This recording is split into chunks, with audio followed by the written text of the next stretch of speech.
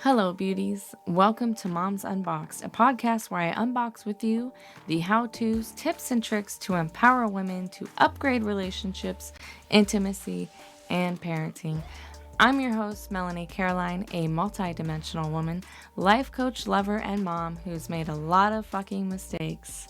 If you want to live a sensual and liberated life, you've come to the right space. Don't forget to follow Moms Unboxed because you don't want to miss an episode.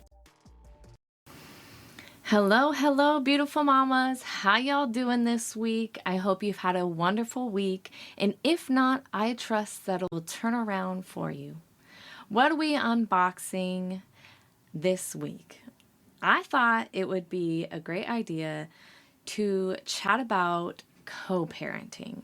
This has come up so much in my life. Even today, I had some co-parenting questions, and I just thought, well, let's shed some light on co-parenting.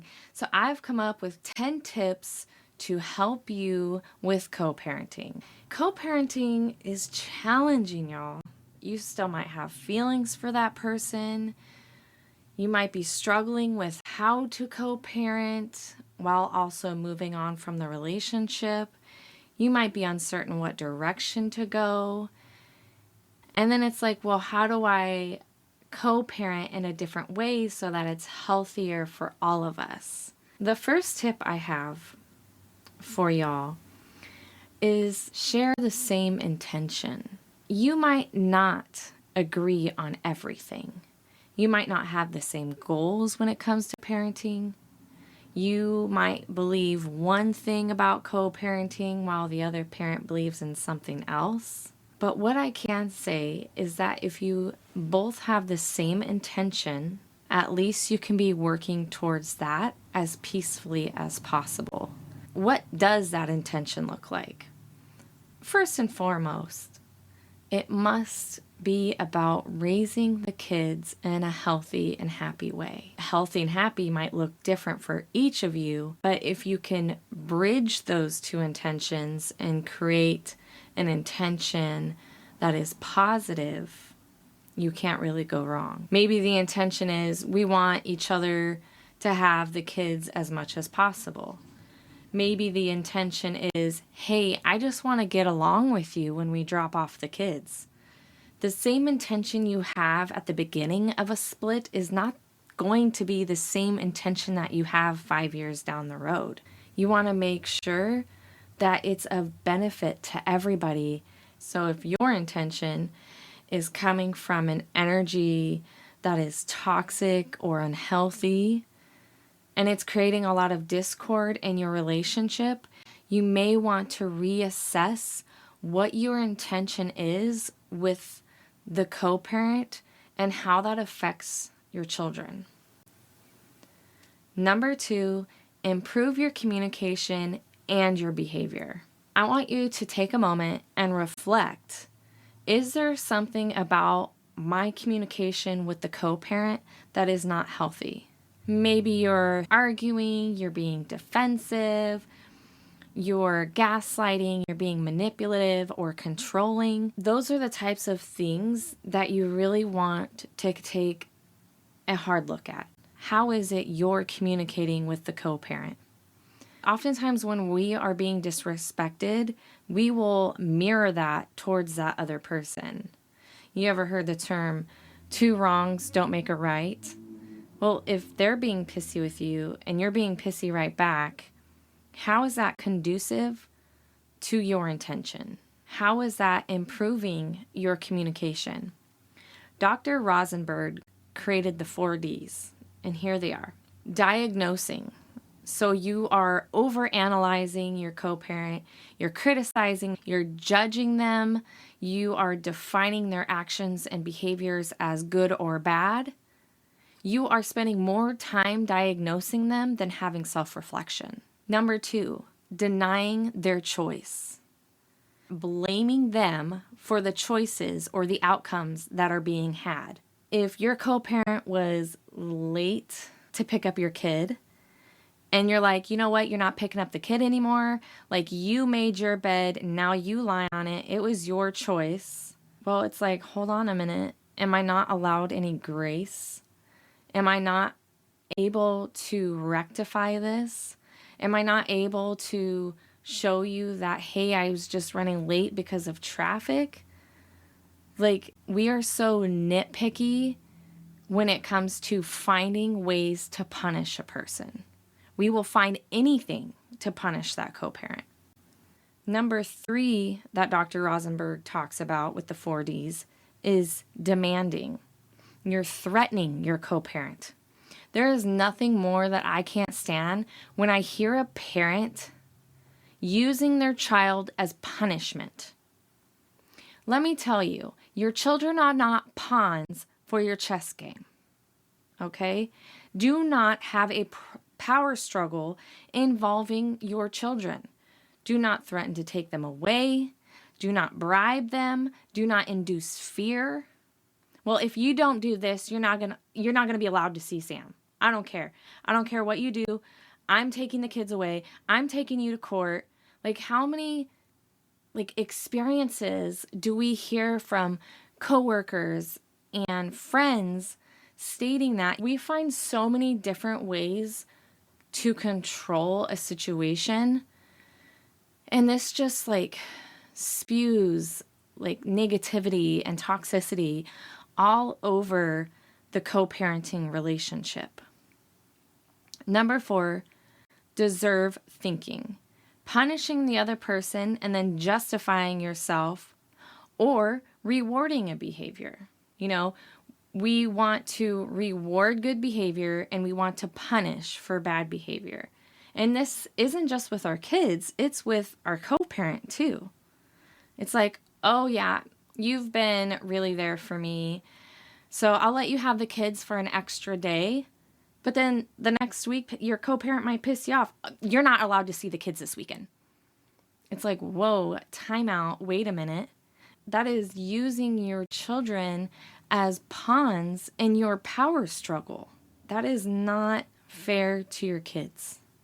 It is not fair to your co-parenting relationship dynamic. So when you think about denying them a choice or being demanding or thinking that you can just control everything within that relationship, where are you in your co-parenting relationship where you're doing these things? And see if that matches with the intention that you have for your kids and that relationship. The third tip I have is leave your emotions out of it. Whew, mamas, this is so hard, okay? I'm not saying that these tips are easy, y'all, okay? I'm just saying that these are going to help you improve that co-parenting relationship which is what your kids deserve. It's what you deserve. It's what your co-parent deserves. So leave your emotions out of it. I know that your heart is breaking. You can't believe what is happening in your relationship. You have lost hope. You don't understand how to go about this co-parenting relationship. You're freaking confused. What I want you to understand is that some emotions can fuel that negativity, that discord, that upset. And it eventually starts to become a projection in your behavior, in the way you speak, in the way you communicate, your body language. When we are emotional about something, it comes out in so many different ways. And unfortunately, those emotions that you have can fuel that anger. And when that anger spews out of you, your children can feel it. Remember, this separation isn't only affecting you and your ex, it's affecting your children as well. It really doesn't matter what age group your children are in, it's going to affect your children in different ways. So what I want to encourage you to do is handle your emotions. Allow them to arise. Heal the emotions. Just don't do it within that relationship dynamic. Don't try to resolve those feelings in front of your children or with your children or with your ex, especially when you need to create peace and you need to create space, healthy boundaries. Working out your emotions with a support system, with your friends, with your parents, with your auntie, uncle, whatever it might be, those are the people that are there for you. Those are the people that are going to support you and care for you and love you through this shitty ass time. Number 4, don't put the kids in the center of your discord. Mamas, reframe from your child playing the liaison between you and your ex. Okay? They shouldn't have to be in the center of the upset. This is something that I really want to instill. Don't badmouth the other parent to your children. Just don't do it, because what your child is going to grow up with is them recalling that you had nothing good to say about their dad. That's what they're going to remember. And they're going to remember the other parent, the way that other parent behaves and the way they parent them. You both are grown adults. If there's an area of your communication that you need to improve, or there's some unresolved emotions and feelings, work that out with the co-parent. If you need to set a meeting up where it's just that you talk about the relationship and how to improve it and how to move on from being together, those are great conversations to have, but not with your kids in the center of them. This is a really confusing time for kids. They're also adjusting. They're going from one house to another house when originally they had one house. They know that their mom and dad aren't together anymore. Like, there's so many questions that they have. There's so many adjustments to be made. The last thing they need is for them to play the liaison between you and the co-parent. Number 5, be on the same page. If things change, let the other parent know. I know within my life, I have my soon-to-be ex-husband, I have my partner has his baby mama. Like, there's just a lot of different dynamics. That baby mama has her partner. Like, there are 5 of us that are parenting these kids. And like, one side of us, my ex-husband and my partner and I, we're very communicative, and we are starting to actually like engage my oldest son's dad as well. And we're communicating and we're talking. And if something changes at school or behaviors, we've got a group text that we all communicate on regarding the kids. And then we have the other side where it's my partner and his baby mama, and like, they're the only two communicating. I'm not really involved in that communication for whatever reasons. Like, that's just the way they've chosen to do it. But there's definitely like gaps in how we should be parenting. So it does get a little complicated the more co-parents that you have. But when you are all on the same page and you're communicating, it goes smoothly. I'll tell you a story that the reason what drove us being on a group chat is that I recognized when my son was in trouble at one house, like he didn't do the laundry like he said he was going to do, he wasn't cleaning or back talking or whatever, you know, no teenagers. He was like, well, I want to go to my dad's now. And I was like, that's interesting because I just grounded you from video games. And for a minute there, I was like, okay, like, go ahead. And then I realized, I was like, wait a minute, does he have a gaming console there? So then I started reaching out to his dad, and it's like, oh, I see what's happening. He's totally circumventing his punishment by going from one house to the next to the next. And I was like, okay, this is not okay. We all have to be on the same page about behaviors and consequences. So if you do find that you have many dynamics, I suggest doing a group chat, having a monthly meeting with each other. Like, find a way to connect so that your children know that you are all on the same page.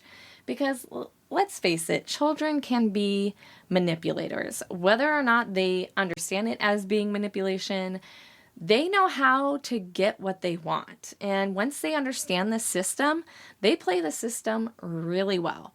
So let's nix that and get on the same page. Number 6, marry your parenting styles and your parenting rules.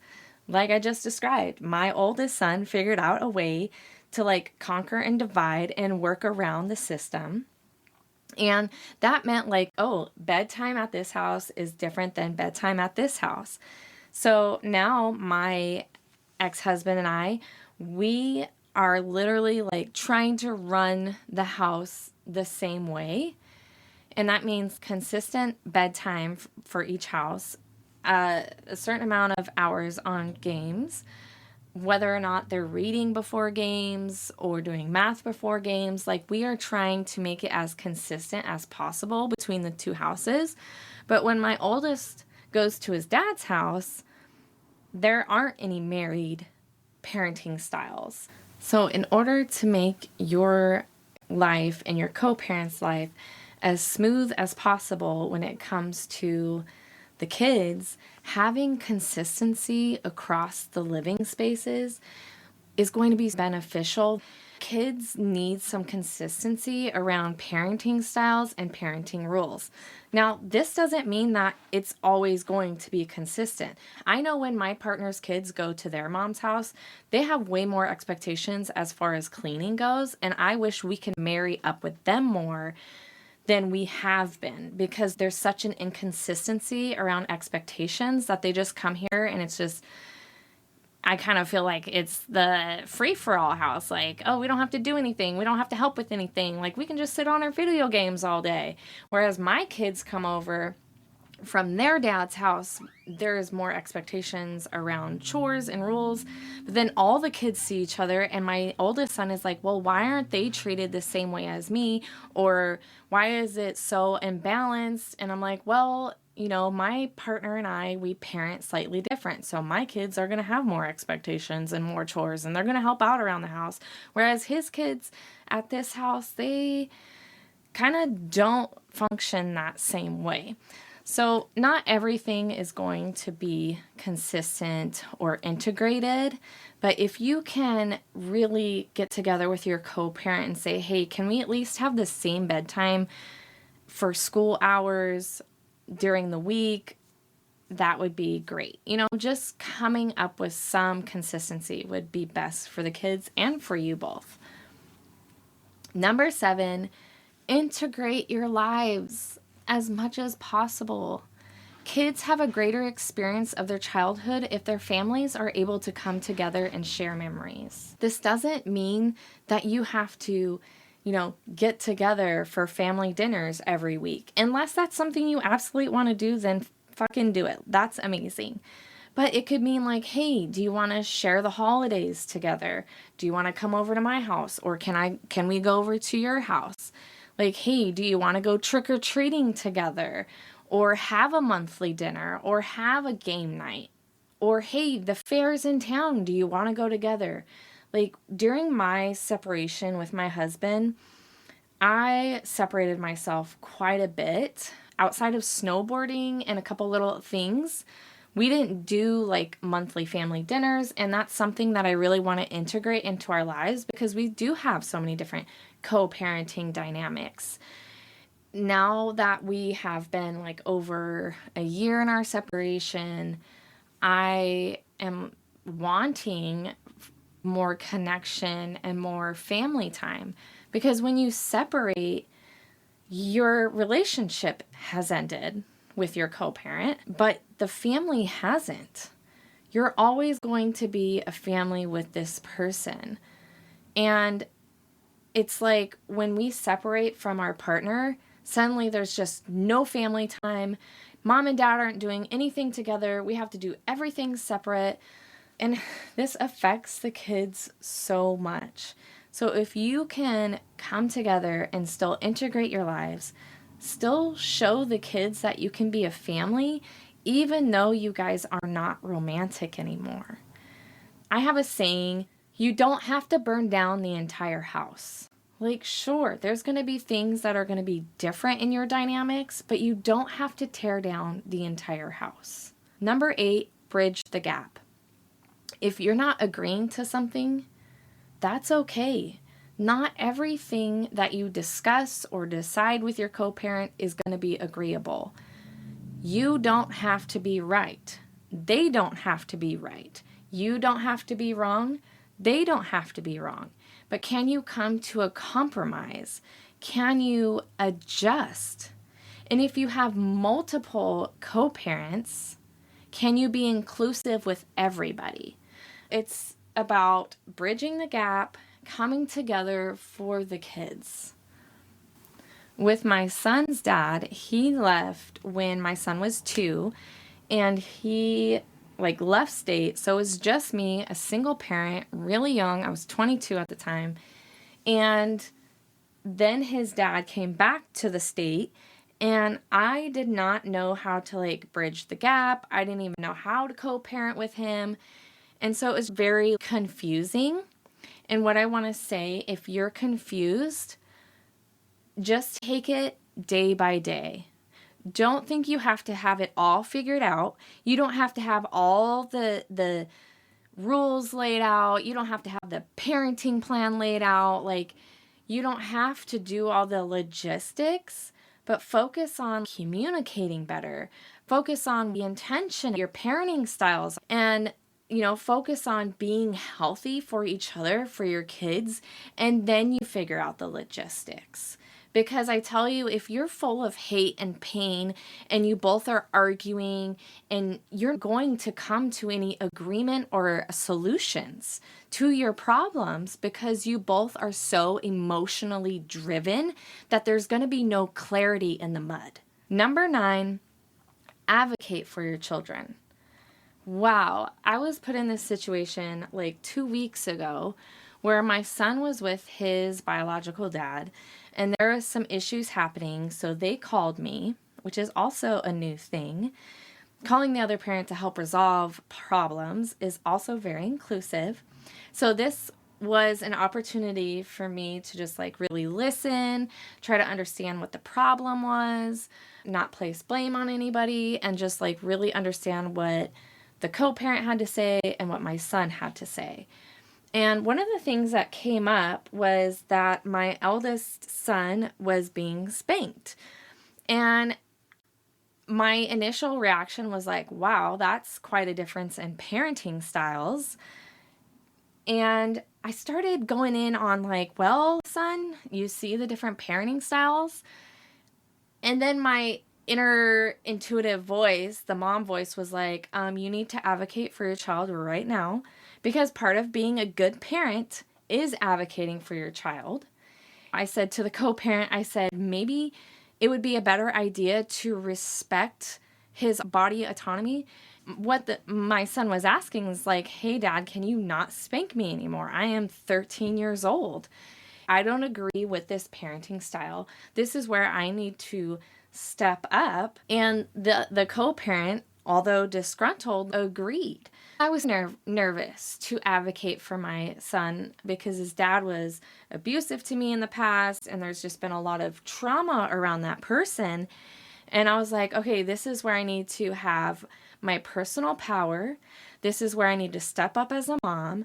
I need to advocate for my child without discord, without yelling, and just be open and honest and frank.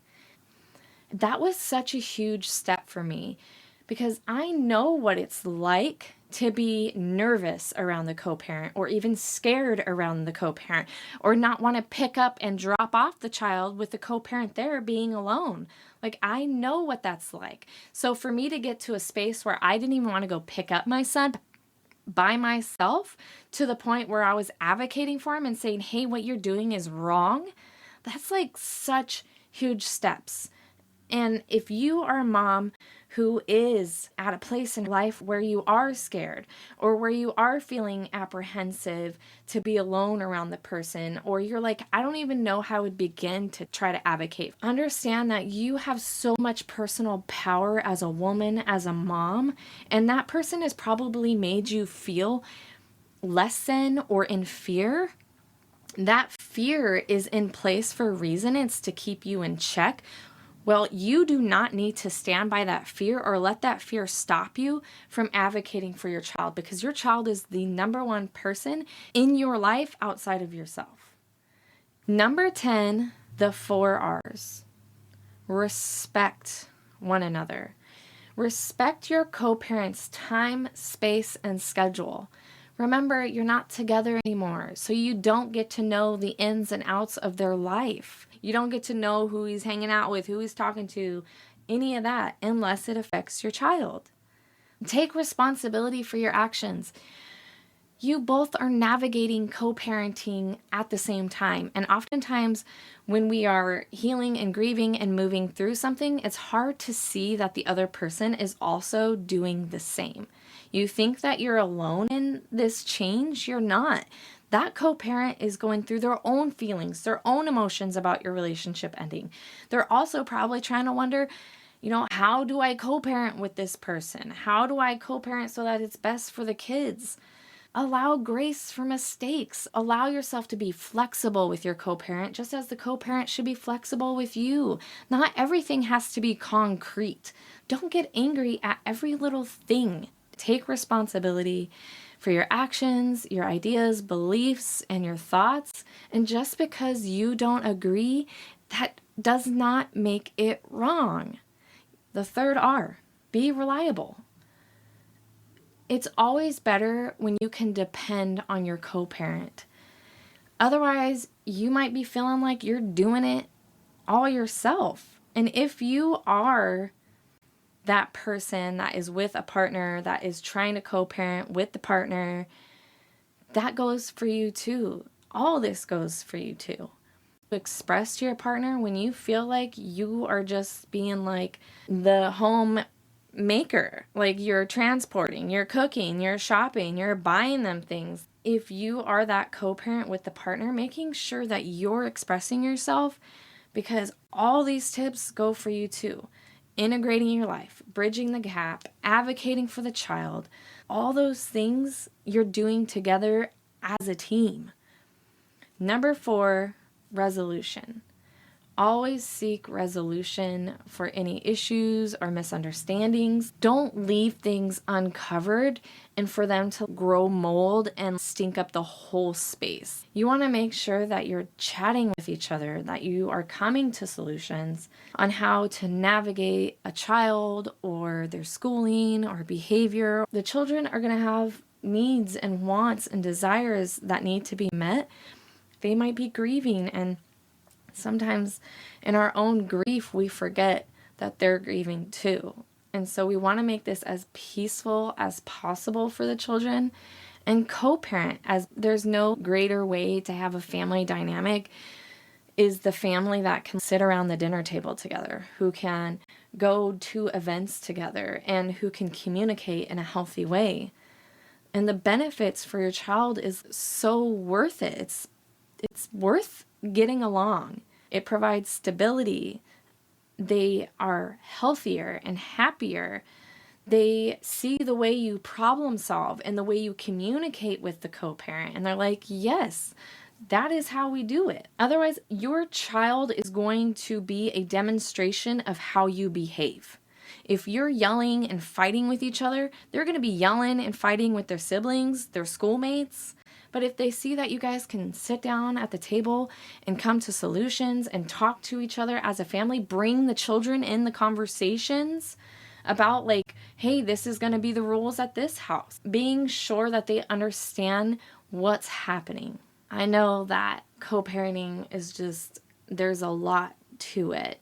I really hope this episode helped you understand how to go about co-parenting, or what you might need to integrate in your co-parenting so that it's happier and healthier for all of you. And if there's things where you're like, that's such bullshit, like I don't need to do that, then that's with you too. Like, be able to sit with that and be curious about what came up for you in this conversation. Thank you so much, mamas, for tuning in, and don't forget to unbox yourself and live a liberated and sensual life. Until the next time, sunshine. Thank you again for joining me for another episode of Moms Unboxed. If you have a topic or relationship question, connect with me at I am Melanie Caroline. And don't forget to follow Moms Unboxed. May you live a liberated, sensual, and unboxed life. I'll be chatting with you next Wednesday for another episode. Until the next time, sunshine.